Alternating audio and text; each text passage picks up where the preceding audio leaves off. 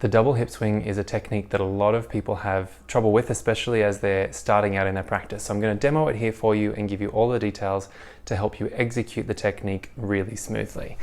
The first thing you want to do is you want to make sure that your archer stance, your open archer stance, is nice and stable, which means you want your toes tucked under, you want to be seated on your heels, both of them if you can, and have a really nice stable position there, okay? That's important because once we start to load up the shape, you want stability so that you can take that with you as you move their body in space, okay? First thing is you want to drape one leg. As you drape the leg, you want to come in nice and close so that you get the back of their knee really close to your hip crease. That's number one. Do one leg at a time so that you don't have to lift so much weight, right? So you do one at a time. To get both of them draped, you want your knee position to be right in behind the knee. If it's too much behind the calf muscles, what's going to happen as you apply pressure, it's going to push on the calf muscles and drive more intensity through here, which means you won't be able to get the lift without providing too much discomfort for them. So you want to make sure that the back of their knee is nicely draped over your thigh. Before I go anywhere and lift anything and move any weight, what I'm also going to do is I'm going to make sure that my archer foot, the one that's attached to the knee that's up, okay, is right in the position of the mat where I want it. If I want their pelvis to be in the middle of the mat, I want my foot right in the middle of the mat.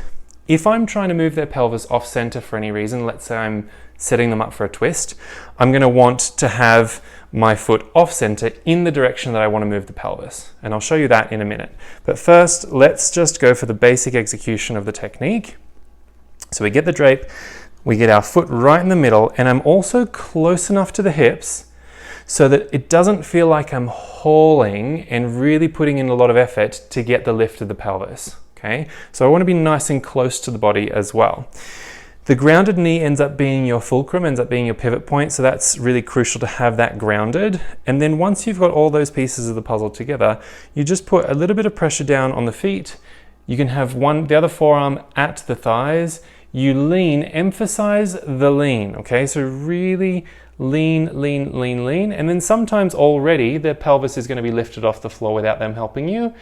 Other times you're going to need to add in a little hike of your hip, and that's it. And then you can get a little bit of a shimmy going after a while, but the idea is you want to get the pelvis off the floor and traction the lumbar spine, okay? If you want to reposition the pelvis in preparation for another technique, then what you would do, let's say I'm taking Oscar into a twist, I'm going to bring his pelvis towards me in preparation for the twist in the opposite direction. So I could lift and lean away, and I don't need to be swinging his pelvis into position. All I need to do is lift and lean, and then when I set it down, all of a sudden he's off center and ready to go into a twist, okay? I'll go around and do that on the other side, and so that you can see that done from both angles, and I'll move him back into the middle of the mat as I do it. So drape one leg, get it in nice and close to your hip crease, drape the second leg, make sure the backs of the knees are over the top of your thigh, you're in nice and close to the body, and your foot is in the middle of the mat based on where you want them to go. Lean away, just lean. It's not much effort. And then sometimes it'll be necessary to get a little bit of a hip hike, but other times not necessary. And then you set them down, undrape one leg at a time, again to not have to carry all that weight at once. If you have any questions about that technique, let me know. Hopefully that provided some clarifying tips.